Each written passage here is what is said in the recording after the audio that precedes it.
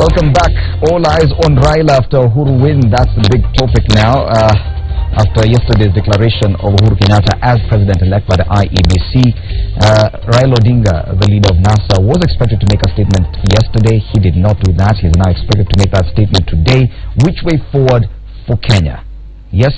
And I'm certain, I'm sure that even those who represent Jubilee are also as eagerly waiting for that announcement by Raila Odinga, because you want to know, okay, which way forward. He is a respected leader in Kenya. Whatever he says will have an impact on the way forward. Professor Odo, let's start with you. There's been talk of the National Resistance Movement. There have been demands of another election in 90 days. There's the option of going to court in the next 7 days. Which way forward? What would you expect Raila Odinga to do? And what do you think, in all these things that have been considered, would actually provide Kenya with the kind of finality that we seek? Thank you very much, Fred. What I would say is just really look at what it is that is ailing Kenya today. And I think that there is a way that we can all agree that part of what is ailing Kenya is this sense of exclusion, whether it is real or just perceived. What is ailing Kenya is a manner in which there seems to be increased militarization or intimidation of the ordinary Kenyan. What seems to be ailing Kenya, of course, is a manner in which people who do not think that they are being given their constitutional right or being treated with dignity or included, then out of provocation or sometimes just frustration, do respond in ways that are violent. And I therefore would want to say that as we look to go forward, we cannot ignore that we had in 2010 been of the view that we had set up a guiding framework that would let institutions, would enable processes, and would enable the rule of law to take place. But we sit here today on the 31st of October, and we know that we are on the one hand saying all eyes are on Raila after Uhuru win, but we also know that when we look even at a lot of the international media and their own summary, they indicate that this is a man who has been robbed 3 times. I think that was the New York Times that says that. So I would say that part of what will be useful is that we continue to remember that we are on a journey of not only healing Kenya, but a journey that seeks to unite Kenya and to ensure there is an inclusion and justice for all Kenyans. And I think just as I wind up, I'd like to help not only Kenyans but my distinguished panels to understand that when we're talking about a movement, we really are talking about an organized way of moving forward. And normally, if you are going to be talking about a movement in the context that is non-violent, it would really then mean you are within the law. And examples are non-violent protest and persuasion, where you would now be coming out, and we notice that this is what NASA has been doing, and non-cooperation, that would be in different areas, there would be social or economic, and that there would be public speeches or letters of opposition and support. And I think that anybody who knows the NASA leader Raila Odinga will see that in terms of his own trajectory and engagement, there has been a movement of trying to get to this reform. So let us say, as we look to Raila Odinga today, the one thing Kenyans can be very, very clear of is that the fact that there were those who were for President-elect Uhuru does not mean that what they stand for really is the justice for all Kenyans. Okay, Bwana Amos Kimonya, Professor has indicated that the real issue, even beyond political ambitions, because that sometimes tends to cloud our judgment, because political ambitions are up to an individual, not necessarily for the better good of the country. But we need to focus more on what will help Kenya. She has mentioned issues of exclusion vis-a-vis entitlement. Do you think these are the problems bedeviling our country, or do you think there's a different problem? Because I tend to believe it's beyond just political ambitions. Yes, and let me just first of all start from I think what Prof said about Raila having been robbed of victory. At least on 26th, he was not robbed. His voters stayed at home. He said before He said before that my votes were stolen, people voted for me, but on this one occasion, at least we can... Because he didn't participate. We can say for... Exactly. So this time he was not robbed. So let's correct that impression being created here, that he's been robbed of a win. He did not participate. Okay? So, and by choice, and which was his right. But let's look at the issues that we are looking at in terms of Kenya. They are not going to be resolved by an individual. They are going to be resolved by, for example, what we have in our Jubilee Manifesto. When you look at the Jubilee Manifesto, over the next 5 years, what do we commit ourselves to do? Inclusion, right? Inclusiveness is a key component of the Jubilee Manifesto. How to go about it is a problem, because it's inclusive in terms of development of the country, in terms of job opportunities, in terms of creating opportunities for every person to feel they are an integral part of Kenya. Okay, and President Uhuru has, in the last 5 years, made sure that projects have been taking place across the entire country. Look at Bita, for example. Yeah, there's a major bridge. And I know there are issues between, for example, the MP for Millie Odhiambo, right? She had her own altercations with President Uhuru Kenyatta, right? Did that stop the development project taking place in her constituency? It didn't, right? Because he said, we can disagree at a personal level, but I will not let the people you represent But you do agree with the professor that issues of exclusion versus entitlement is... What I'm saying, we need to look at not just at the election. We need to go back before the election. What did the various players promise to do for Kenya? Jubilee is very clear in its manifesto. These are the things we're going to do for Kenya in terms of development, in terms of youth empowerment. When you empower the youth, you're not empowering the youth in Gatundu. You're empowering the youth across the entire country. And when those youth get empowered, they participate as Kenyans. When you say there's free maternity for every woman, right? Services for every woman, it's not for specific women. When you say there's free education for all, right? In secondary school, it's not for a specific community. It's across the entire. So when you say the devolution is politics, it's not. When you say there's funds to go for devolution, you are devolving monies into all the 47 counties, not just the 43 that voted for Uhuru yesterday, right? You're not leaving out the 4 that were forced not to vote. But by what you're saying, then the problem is simply political ambition, nothing else. So exactly. So the problem we're having in this country is that there are people who want to feel that unless Kimunya is on the ballot, there's no election in Kibiperi. Unless Raila is on the ballot, there's no election in Kenya. Unless Uhuru is on the ballot, there's no election. If perchance Uhuru is the one who had withdrawn, I'm sure we would have acted in the same way as Prof did and said, if Uhuru is not on the ballot, we are not going to participate. It's not a legitimate. And we saw that happen in 2013 when he almost gave way to Musalia, and people said, if you're not on the ballot, we are not going to participate. The kind of issues that you're looking at here and the ones that Professor raised, exclusion versus entitlement, do you think these ones can be sorted out through another election? Won't that election just cause more division and more sense of feeling disenfranchised? Because even such an election, if at all the other side decides to keep away, the issues of legitimacy would come up again. Well, the danger is that we run the risk of having two paradigms here. One, the Jubilee team are now trying to invite us to take a travel on their constitution, on their manifesto. If we are to bring our manifesto here, it will be a competition of the non-entities, non-issues at all.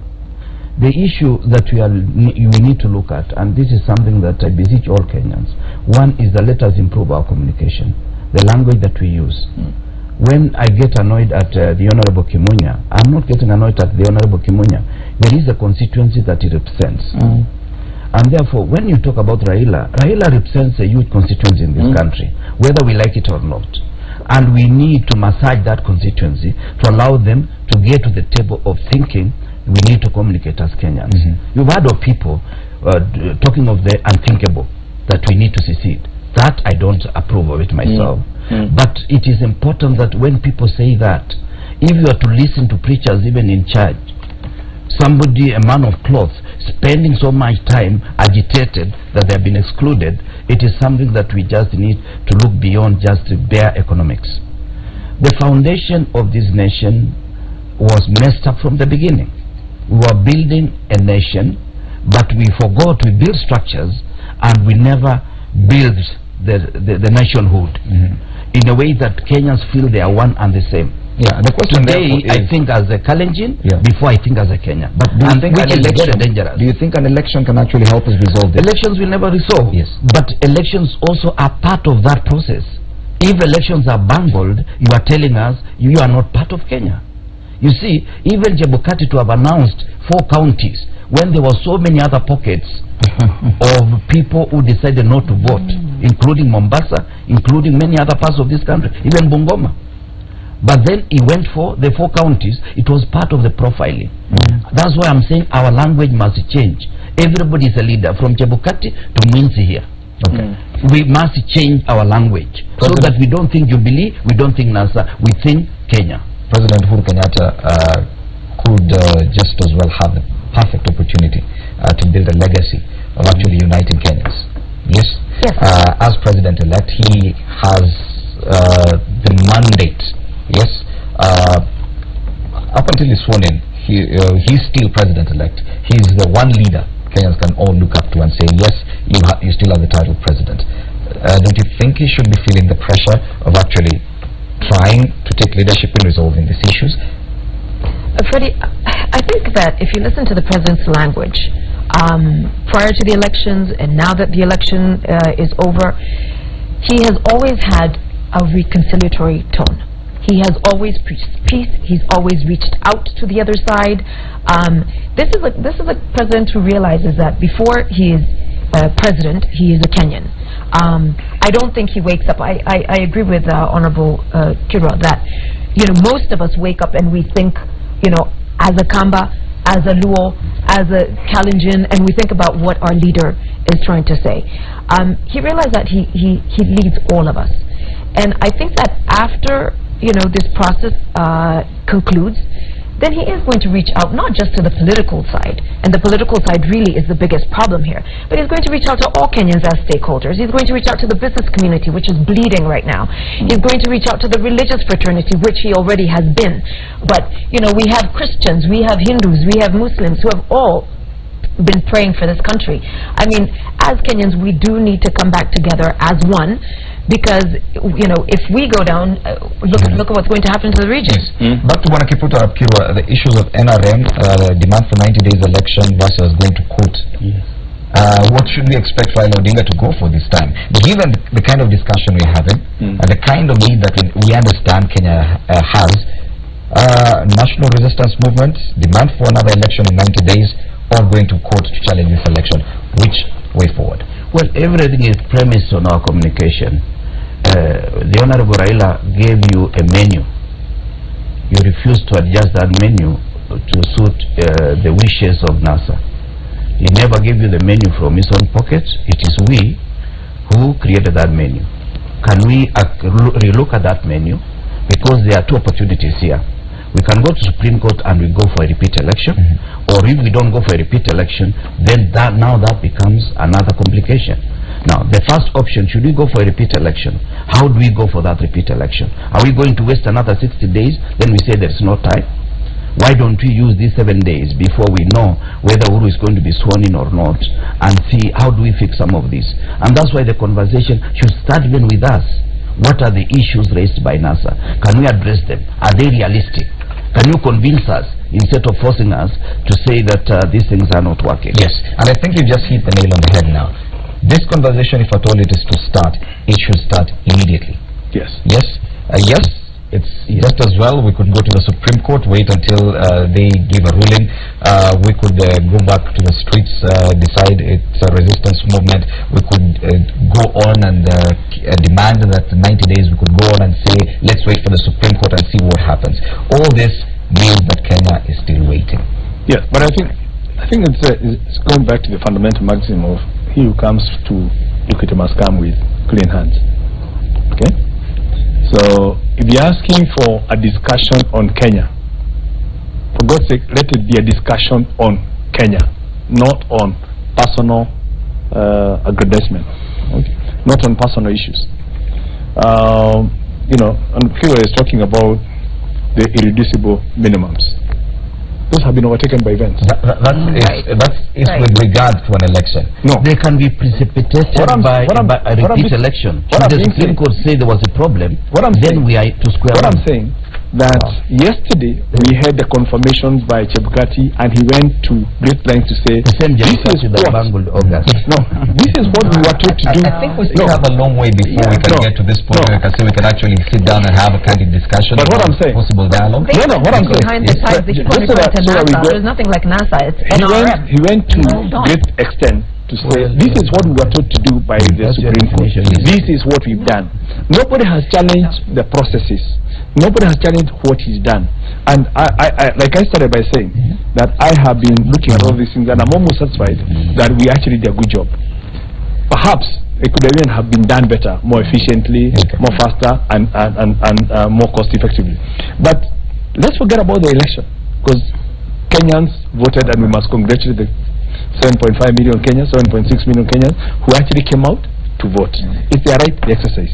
We must also say, yes, there was a group that chose not to vote, which is also their right. Okay, my heart goes to those who would have wanted to vote but were denied their vote through intimidation, through violence, through threats of their fingers will be chopped, through, you know, all those manner of things. And that's what we need to avoid in future. If we had to go for another election, whether in 90 days, whether by 2022, for God's sake, let's have a situation where every Kenyan will have their right to vote respected and not interfered with. If we can, first of all, agree that as a minimum, right, then it doesn't matter when we go to vote. Yes, Right? Professor. But nobody should ever be denied their right to vote, either through persuasion or through intimidation, and especially not through violence. Professor, and I'm talking to you as a communications expert now, because even Bonakitu Arab Kirwa says the problem now is communication. We do not seem to be communicating. We seem to understand that not even another election process will help us resolve this issue.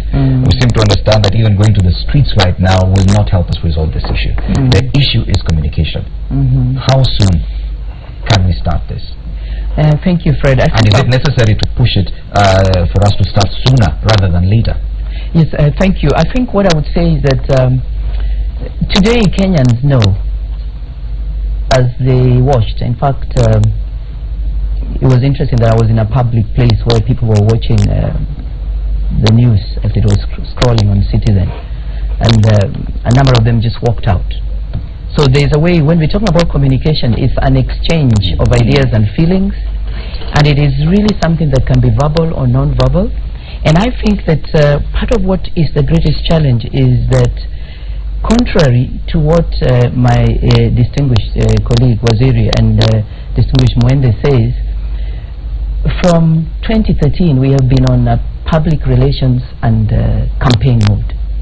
And I think that if we were honest, that we would like to take leadership, then we would say that we discuss issues differently and express our frustrations around issues of exclusion, around how it is that we quickly patch up and make sure that there is a bridge in Beta, or makes it look like the bridge in Beta is now the president's doing, when in fact that's a governance structure, an issue that has nothing to do with him. There is a way in which, as we talk about communication, it is really time that we ask ourselves that when you find young men and women who in Kawangware, because police and they say, Mungiki has come in the night and has attacked them, when the CS for internal security turns up, they pick stones. I think it is time, Fred, that the message that is being brought to us by our Kenyans as we celebrate a win, it is very clear that Kenya is at a point where all that we had, in my view, secured in 2002. I go back to that time because I remember that what happened was that Kenyans united across ethnic groups. And I remember that Kenyans were arresting police when policemen were giving bribes. But I know in Oyugis, we had police forcing young boys to drink water that was dirty. I know that we had police that were going to take meat and other things from people. These stories are not told. And when we sit and talk about this, we profile and we sort of say there are those who are stone throwers. So what I would say, Fred, if we're going to talk about communication, then I'm really, really glad that as we listen today to what Honorable Raila will be saying, we would want not to go to listen to him with preconceived ideas. And now I come to the distinguished honorable member and Mwende, because there are those who've already decided that this is a perennial loser and this is someone who, when he is not in the ballot, then it's not election. I think we need to sort of listen to him. Yes. And I hope when we listen to him, we will hear that there is a concern for Kenya, and there is a concern for institutions to function, and there is a concern for governance, and there is a concern for accountability to the rule of law. So I just wind up by really indicating that it is extremely important for us to remember that when you have difficulty and you have conflict, and this conflict is something that people have borne for years on end, then you need to go to them, listen to them. Don't tell them what you think they feel. Don't tell them. Okay. Ask him. And now, of course, you indicated that even you are eagerly waiting for what Raila Odinga will say today. But do you agree with the professor that probably you're just waiting to hear what he will say so that you can criticize him and tell him he's doing it or saying it wrong? That probably, yes, we are just not listening to each other. Well, first of all, she had some excellent points. And I really, really wish that the opposition leadership thought along the lines of these two people on this panel. Honestly, there seems to be a very big disconnect with the way they approach issues versus the way he By does. the way, I've been brought up by Raila. I'm actually nominated by NASA. So everything you hear me say, everything well, you hear that's me not what we say hear is from him him. say. That's not what we hear him It say. depends on what you want to hear. To answer your question, Freddie, you know, I am a Kenyan, just like Raila is, okay? Most of Kambas voted or abstained from voting for Raila this time around. I'd like to touch on the communications thing in two phrases. One is what I hope Raila will say versus what I expect him to say. I would really like to hear him respect the election outcome. I do not expect him to do that. I expect, in fact, to hear him reject it. I'd expect a call for peace. You know, we are aching, we are bleeding. I'd expect him to say, you know what? Let us all come together. We cannot be constantly in this perpetual mode of electioneering. Elections are over. Let us, you know, unite as one. I'd expect a peace, call for peace. I don't expect that.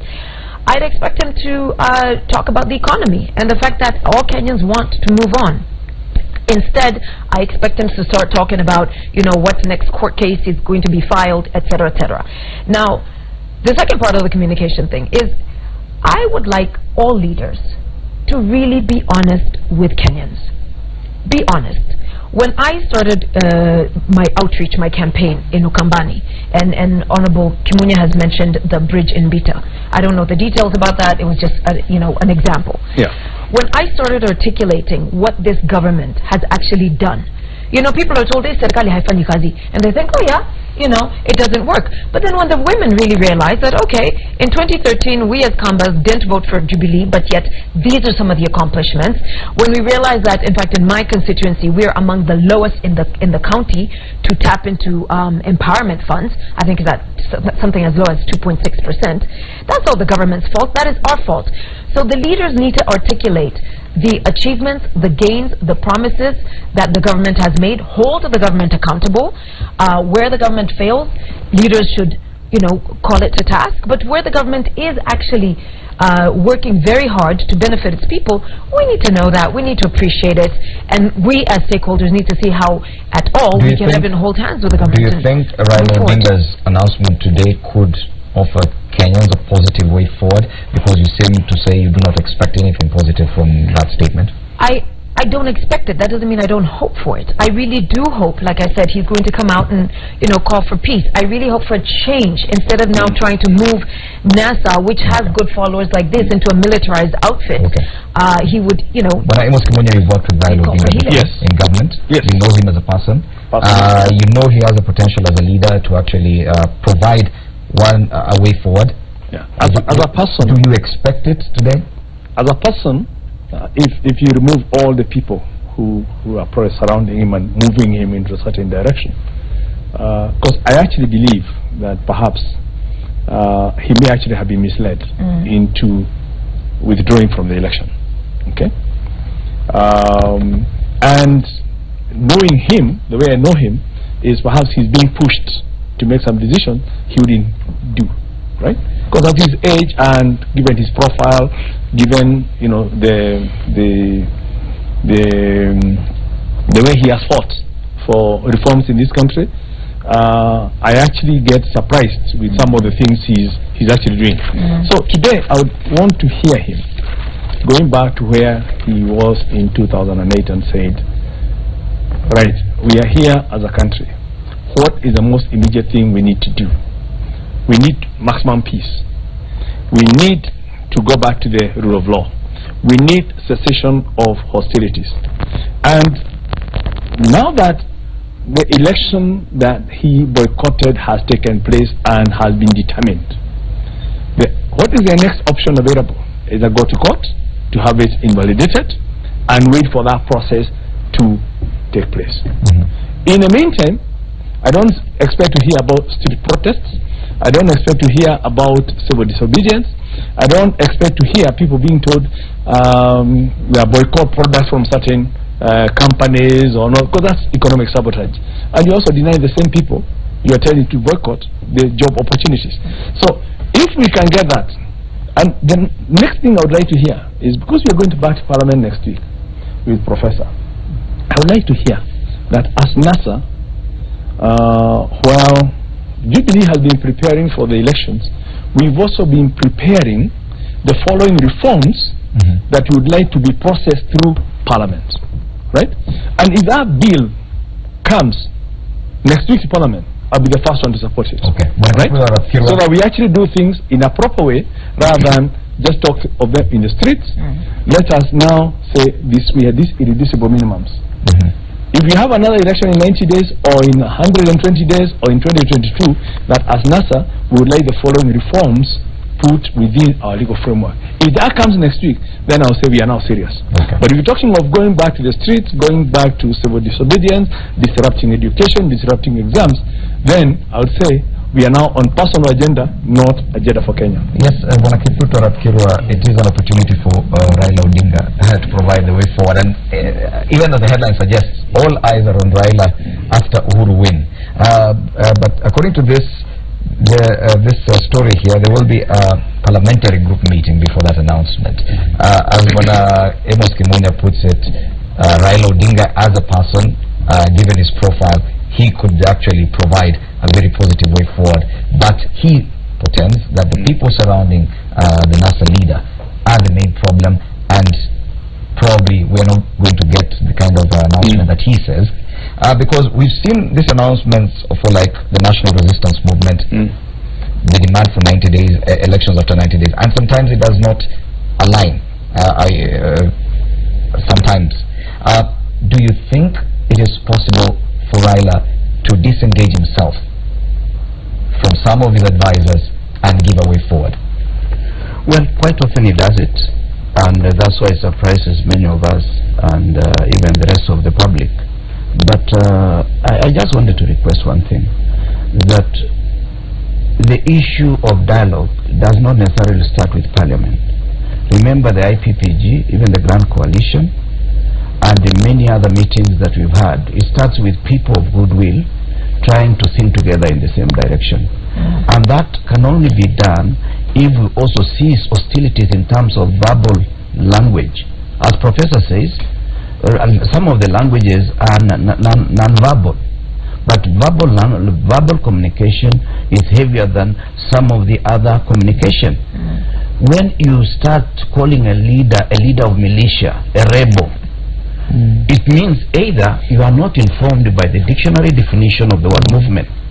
Movement, incidentally, also a party can be a political movement. It can be labor movement. It can be any other movement. So when you talk of movement, it's not synonymous with violence. It means it is people thinking together and doing the same thing and moving in the same direction generally. Why not continue as a party? Well, we are a party, but we want now the people to own. Because we believe that some of these issues, and this is the truth, Mheshimiwa. I say the problem with Kenya is that there is lack of national cohesion. Why is Al-Shabaab infiltrating us? Why isn't it infiltrating Ethiopia or Tanzania? It's because we lack national cohesion.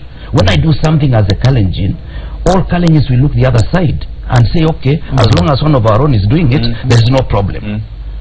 We will only report if we see somebody from your community or another community, because we believe we are unique as a people.